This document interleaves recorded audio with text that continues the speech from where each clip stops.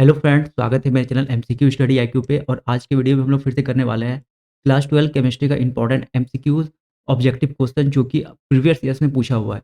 ये पूरा 2016 का क्वेश्चन है। 2015 का भी एमसीक्यूज करवा दिए हैं, तो वो भी आप जाके देख सकते हैं। ओके, इसी प्लेलिस्ट में आपको मिलेगा। इसके पहले वाला वीडियो 2015 का एमसीक्यूज है और यही एमसीक्यूज जो है आजकल के एग्जाम में रिपीट किए जा रहे हैं। ओल्ड क्वेश्चन जो है ज़्यादा पूछा जा रहा है, तो पूरा वीडियो देखिएगा। हूबहू क्वेश्चन उठा के एग्जाम में पूछ देता है बिहार बोर्ड में। ओके, तो शुरू करते हैं। पहला क्वेश्चन है, तो इंग्लिश मीडियम और हिंदी मीडियम दोनों के लिए लिखे हुए हैं, तो दोनों के लोग जो है अच्छे से इस वीडियो को देख सकते हैं। दोनों लैंग्वेज में हम इसको एक्सप्लेन किए हुए हैं। तो फर्स्ट क्वेश्चन करते हैं। ये 2016 का एमसीक्यूज है। 25 एमसीक्यूज लिए इंपॉर्टेंट है, जो कि एग्जाम में रिपीट कर सकता है। वही क्वेश्चन इसमें लिया गया है। ओके, पहला क्वेश्चन है, जो सोना धातु है जिसे एयू बोलते हैं, सोना को जो गोल्ड है उसे कैसे लिखते हैं? एयू, ऑरम होता है उसका लैटिन नेम। तो सोना धातु एयू का ऑक्सीकरण संख्या होता है। What is the oxidation number of gold metal AU? देखो, गोल्ड का दो ऑक्सीडेशन नंबर होता है, स्टेबल +1 और +3 भी। तो यहाँ पे आपको ऑप्शन में +1 दिया हुआ है, तो ऑप्शन नंबर जो ए होगा राइट आंसर होगा। ओके, तो ये बात आपको याद रखना है कि +3 भी ऑक्सीजन का सॉरी गोल्ड का ऑक्सीडेशन नंबर होता है। सेकेंड करते हैं, निम्नलिखित में से कौन लियोफिलिक कोलाइड है? Which of the following is lyophilic colloid? तो याद रखना, गोंद ग्लू जो है वो लियोफिलिक कोलाइड होता है। ये सब इंपॉर्टेंट क्वेश्चन है, आपको एग्जाम में हूबहू जो ये क्वेश्चन देखने को मिलेगा एग्जाम में। ओके, क्वेश्चन नंबर थर्ड करते हैं। निम्नलिखित में से शक्तिशाली ऑक्सीकरण पदार्थ है। Which of the following is the most powerful oxidising substance? तो काफ़ी इंपॉर्टेंट क्वेश्चन है। देखो, ऑक्सीडाइजिंग पदार्थ वो होते हैं जिन पे बहुत ज़्यादा ऋणात्मक चार्ज यानी बहुत ज़्यादा नेगेटिव चार्ज होता है। तो देखो, हम लोगों को पता है जो फ्लोरीन है वो पीरियोडिक टेबल का सबसे नेगेटिव चार्ज एलिमेंट है। ओके, तत्व है। कौन सा? फ्लोरीन सबसे ज़्यादा ऋणात्मक चार्ज होता है। तो हमारा आंसर हो जाएगा option number A, right answer. सबसे ज़्यादा ऑक्सीडाइजिंग ऑक्सीकरण पदार्थ यही है, सबसे शक्तिशाली। तो इंपॉर्टेंट है, इसको याद रखना। ये सब पी ब्लॉक एलिमेंट का है। पी ब्लॉक एलिमेंट से एमसीक्यूज में बहुत ज़्यादा क्वेश्चन पूछा जाता है। तो पी ब्लॉक एलिमेंट को आपको अच्छे से करना है, सॉल्यूशन चैप्टर को अच्छे से करना है। ये सब का क्वेश्चन जो है ट्रेंडिंग में रहता है हर साल एमसीक्यूज में। प्रथम कोटि अभिक्रिया के लिए टी हाफ का मान होता है। What is the value of, ऐसे टी हाफ लिखाएगा, टी बेस में half of the first order reaction. देखो, काफ़ी इंपॉर्टेंट है, डायरेक्ट फार्मूला से ही ये पूछा हुआ है। कभी कभी इसे न्यूमेरिकल भी देता है। तो टी हाफ का फॉर्मूला होता है T half equal to 0.693 upon K. ये के है रेट कांस्टेंट, इसे क्या बोलते हैं? Rate constant. तो कभी कभी टी हाफ का 2 नंबर में क्या करेगा, आपको टी हाफ का वैल्यू दे देगा और रेट कांस्टेंट यानी स्थिरांक दर स्थिरांक का आपको मान निकालने बोलेगा। या तो दर स्थिरांक दे देगा आपको, टी हाफ का मान निकालने बोलेगा। तो यही फॉर्मूला रहता है। ये क्या है? Rate constant. ओके, तो ये बात आपको याद रखना है। या इसे क्या बोलते हैं? दर स्थिरांक दर या दर स्थिरांक। ओके, तो ये दोनों बात आपको याद रखना है। तो टी हाफ का फॉर्मूला क्या होता है? 0.693। देखो, यहाँ पर 6 है, 9 है, 3 है, तो सब सब देखो, 3 का 3 तिया 9 दूनी 6, ऐसे भी आप याद रख सकते हैं। 693 0.693 अपॉन के। तो ऑप्शन नंबर बी क्या हो जाएगा यहाँ पर? Right answer. बात करते हैं 5 का। फैराडे का विद्युत अपघटन नियम निम्नलिखित में से किससे संबंधित है? देखो, Faraday law of electrolysis is related to which of the following? तो काफ़ी इंपॉर्टेंट है ये भी। तो जिसको डेफिनेशन याद है वो ऑप्शन नंबर डी को 100% टिक करेगा। याद रखना, इलेक्ट्रोलाइट के समतुल्य भार से, by equivalent weight of electrolyte. देखो, वेट और इक्विवेलेंट वेट में अंतर होता है, तो आपको जब भी टिक करना है तो इक्विवेलेंट वेट वाले को टिक करना है। ओके, तो क्या रहता है? इलेक्ट्रोलाइट के इक्विवेलेंट वेट यानी समतुल्य भार के बराबर रहता है। तो काफ़ी इंपॉर्टेंट क्वेश्चन है, ये भी आपको अच्छे से याद रखना है। फैराडे का नियम जो स्टेटमेंट है उसके अकॉर्डिंग आपको एमसीक्यूज बना दिया है। सिनेबार कहा जाता है। सिनेबार क्या किसे कहा जाता है? तो सबसे, अगर जिस व्यक्ति को ये पता होगा, जिस स्टूडेंट को, कि सिनेबार किसका और होता है, तो सिनेबार जो आपका अयस्क होता है वो पारा यानी मरकरी का होता है। किसका होता है? पारा यानी मरकरी, मरक्यूरी। ठीक है, जिसे हम लोग क्या करते हैं? एच से डिनोट करते हैं। तो देखो, एच ऑप्शन में सिर्फ ऑप्शन नंबर में ए में है, तो याद रखना है सिनेबार क्या हो जाएगा? ये क्या हो जाएगा? सिनेबार। एच को क्या कहते हैं? सिनेबार कहते हैं। तो जिस व्यक्ति को ये पता होगा कि पारा का सिनेबार किसका अयस्क होता है, तो पारा का और होता है। और पारा को कैसे डिनोट करते हैं? केमिकल उसका नोटेशन क्या होता है? तो एच होता है।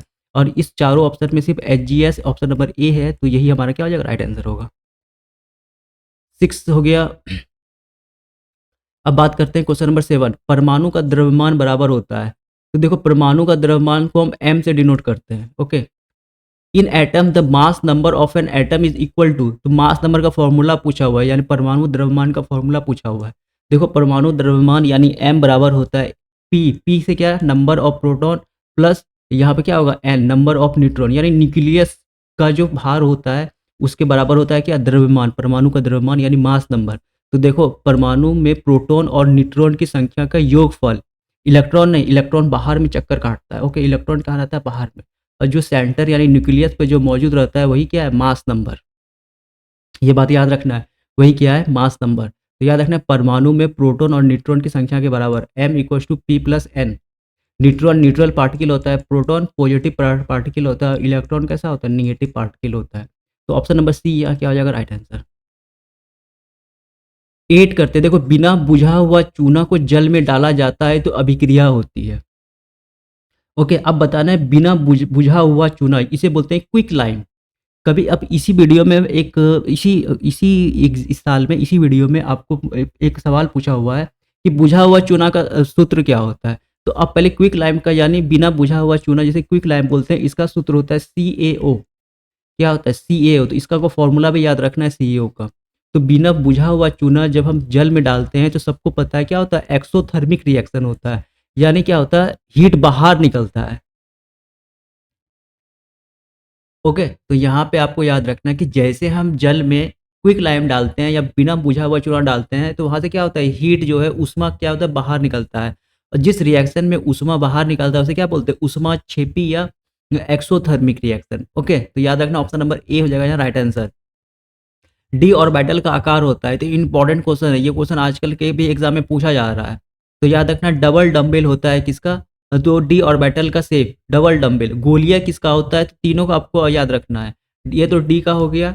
गोलिया होता है एस ऑर्बिटल का, एस ऑर्बिटल का शेप अगर पूछेगा तो कैसा होता है, गोलिया। और पी ऑर्बिटल का शेप पूछेगा तो डम्बल। तो अभी के लिए ऑप्शन क्या हो जाएगा, सी हो जाएगा यहाँ पे हमारा बिल्कुल सही आंसर। 10 करते हैं, कपड़ा धोने का सोडा होता है, वॉशिंग सोडा का फॉर्मूला पूछ रहा है, क्लास 10th में ये सब क्वेश्चन पूछा जाता था और बहुत इजी क्वेश्चन है। तो आपको फॉर्मूला याद रखना है Na2CO3.10H2, Na2CO3.10H2, option number A right answer. Easy question आपको अच्छे से याद रखना है, इजी क्वेश्चन बन जाएगा एग्जाम में अच्छे से।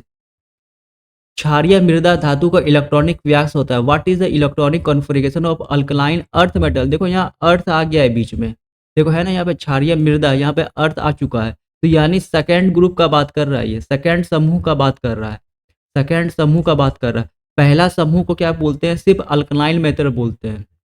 जो फर्स्ट समूह होता है उसे सिर्फ क्या बोलते हैं, अल्कलाइन मेटल, जहाँ पे हाइड्रोजन वगैरह रहता है। तो याद रखना यहाँ पे अल्कलाइन अर्थ मेटल पूछ रहा है, तो दूसरा समूह के लिए NH2, यहाँ पे 2 आता है, दूसरा समूह के लिए यहाँ पे 2 आता है। अगर पूछता हुआ एग्जाम में आपको यहाँ पे अर्थ नहीं रहता, सिर्फ पूछता भैया बताइए अल्कली, क्या बोलता है वो लोग कि अल्कली, अल्कली मेटल का, अल्कली मेटल यानी क्षार धातु का, सिर्फ क्षार धातु लिखता, बीच में अर्थ नहीं डालता वो, तो अब क्या होता है वहाँ पे क्षार धातु का आपको इलेक्ट्रॉनिक विन्यास पूछता। तो ये फर्स्ट समूह का बात कर रहा है, फर्स्ट ग्रुप का बात कर रहा है, ये फर्स्ट समूह का बात कर रहा है वहाँ पे, फर्स्ट ग्रुप का। ठीक है, तो फर्स्ट ग्रुप को हम लोग क्या बोलते हैं, फर्स्ट ग्रुप को बोलते हैं अल्कली मेटल, सिर्फ अल्कली मेटल यानी क्षार धातु। तो उस समय जहाँ पर 1 होता है NS1 वो आंसर होता है, लेकिन यहाँ पे क्या पूछ रहा है, अल्कलाइन अर्थ मेटल, तो ऑप्शन नंबर ए हो जाएगा राइट आंसर, क्योंकि ये सेकंड समूह का बात कर रहा है और सेकंड समूह में का जो इलेक्ट्रॉन होता है लास्ट पर वो H2 होता है। ओके, तो ये भी आपको बात याद रखना है। बिना, तो देखो अभी बताए थे ना, बिना बुझा हुआ चूना यानी स्लैक्ट लाइम का फॉर्मूला पूछा है, तो स्लैक्ट लाइम का फॉर्मूला होता है कैल्शियम हाइड्रोक्साइड CaOH2, और क्विक लाइम का फॉर्मूला होता है यानी सॉरी, यहाँ बुझा हुआ चूना का फॉर्मूला क्या होता है, CaOH2। अब बिना बुझा हुआ चूना जिसको क्विक लाइम बोलते हैं उसका फॉर्मूला भी तुरंत बताए थे, CaO। क्या होता है, CaO होता है। तो दोनों का फॉर्मूला आपको याद रखना, एग्जाम में पूछा हुआ क्वेश्चन है। अब करते हैं क्वेश्चन नंबर 13। बोरेक्स का रासायनिक नाम क्या है, what is the chemical name of borax. देखो बोरेक्स का पूरा रासायनिक नाम होता है sodium tetraborate dihydrate, sodium tetraborate dehydrate. Okay, तो यहाँ पे देखो सिर्फ और सिर्फ सोडियम टेट्राबोरेट लिखा हुआ है, तो अभी के लिए ऑप्शन नंबर ये क्या हो जाएगा हमारा, सही होगा। लेकिन अगर डाइहाइड्रेट या डिहाइड्रेट लिखा रहेगा तो वो भी सही है, तो लेकिन अभी सिर्फ सोडियम टेट्राबोरेट लिखा हुआ है, तो ऑप्शन नंबर ए हो जाएगा यहाँ क्या, राइट आंसर। अभी के लिए ये बहुत ही मतलब अभी के लिए एग्जैक्ट आंसर हम इस चारों ऑप्शन में से सोडियम टेट्राबोरेट है। तो आपको ऑप्शन नंबर ए याद रखना है। बोरोन विकर्म संबंध देता है। और ये क्वेश्चन हाल फिलहाल के एग्जाम में पूछा हुआ है, शायद 2019 के एग्जाम में ये क्वेश्चन आया हुआ है, तो ऐसा क्वेश्चन आजकल पूछा जाता है, अभी भी रिपीट करता है पुराना क्वेश्चन। देखो बोरोन विकर संबंध देता है, डायगोनल रिलेशनशिप। देखो बोरोन रहता है यहाँ पे थर्ड ग्रुप में और सिलिकॉन रहता है यहाँ पे, तो ऐसे आपको यहाँ पे ये विकर्ण संबंध देता है, किसे डायगोनल रिलेशनशिप सिलिकॉन से देता है। देखो ऑप्शन नंबर सी यहाँ हो जाएगा क्या हमारा बिल्कुल राइट आंसर। तो बोरोन किसके साथ देता है संबंध, विकर्ण डायगोनल रिलेशनशिप, तो सिलिकॉन के साथ। इंपॉर्टेंट क्वेश्चन है, याद रखना है, पी ब्लॉक एलिमेंट का ये सब है, ठीक है। पी ब्लॉक एलिमेंट से बहुत ज्यादा ऑब्जेक्टिव पूछा जाता है। 15 नंबर क्वेश्चन करते हैं, उष्मा और विद्युत का अच्छा चालक है, good conductor of heat and electricity. सबको पता है यहाँ पे एकमात्र ऑप्शन क्या हो जाएगा, ग्रेफाइट। ग्रेफाइट कार्बन के का सेम प्रॉपर्टीज इसमें होता है, लेकिन ये जो होता है ये उष्मा और विद्युत का अच्छा चालक होता है, जबकि हीरा नहीं होता है। जबकि ग्रेफाइट क्या होता है, ग्रेफाइट में करंट और इलेक्ट्रिसिटी दोनों अच्छी तरह से ट्रेवल कर सकती है। तो ऑप्शन नंबर सी हो जाएगा यहाँ राइट आंसर। निम्नलिखित अपरूपों में देखो ये भी क्या होता है, कार्बन का एलोट्रॉप है, और हीरा भी कार्बन का क्या एलोट्रॉप ही है, लेकिन हीरा हीरा में जो है वो अच्छी तरह से वो विद्युत और उष्मा का कुछ चालक होता है, bad conductor of heat electricity होता है। जब वहीं पर ग्रेफाइट क्या होता है, good conductor of heat electricity बन जाता है। निम्नलिखित अपरूपों में कार्बन का सर्वाधिक प्रतिशत अधिकतम है, which of the following allotrope has highest percentage of carbon. देखो 3 एलोट्रॉप होते हैं कार्बन के, ग्रेफाइट, डायमंड और ब्लक बक मिस्टर फ्लुएंस। तो इसमें एकमात्र ऑप्शन दिया हुआ है ग्रेफाइट, तो यही हमारा क्या हो जाएगा राइट आंसर होगा। ये बिल्कुल बिल्कुल सारा प्रॉपर्टीज कार्बन का ही रहता है, तो ये इंपॉर्टेंट है। देखो एक बात बताते हैं, कार्बन से भी ऑर्गेनिक केमिस्ट्री में कार्बन के रिलेटेड भी बहुत ज़्यादा क्वेश्चन पूछा हुआ है, और ये बेसिकली पी ब्लॉक एलिमेंट का ही है, ये सब है। पी ब्लॉक एलिमेंट में कार्बन वाले आपका समूह आ जाता है टोटल।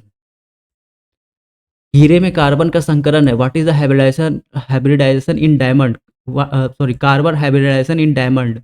याद रखना हीरा में जो कार्बन जो संकरण होता है उसका हाइब्रिडाइजेशन होता है, वो होता है sp3, ठीक है, किसमें, हीरा में। वहीं पर अगर पूछा ग्रेफाइट में, तो ग्रेफाइट में आपका sp2 हो जाता है। ओके, तो दोनों आपको याद रखना है। हीरा में कार्बन कैसा हाइब्रिडाइज होता है, तो sp3 होता है, और ग्रेफाइट में sp2। ये बहुत इंपॉर्टेंट, आपको अच्छी तरह से याद रखना है इस बात को। क्वेश्चन नंबर 18 करते हैं, कार्बनिक यौगिक के तत्व में उपस्थित होना चाहिए, which element should be present in organic compound.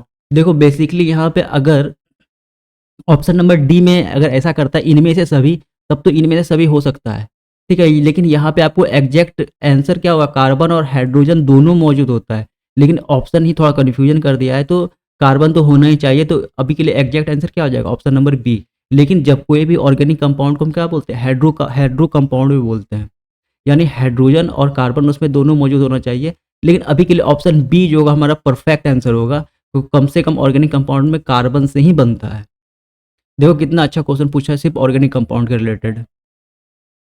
श्रृंखलन गुण सबसे अच्छा होता है, देखो catenation property. Basically catenation property क्या होता है, लंबे लंबे चेन बनाना, लंबा लंबा चेन। एकमात्र ऐसा कंपाउंड है, सॉरी एकमात्र ऐसा तत्व है, एलिमेंट है जो लंबा लंबा चेन बनाता है, वो क्या है, कार्बन।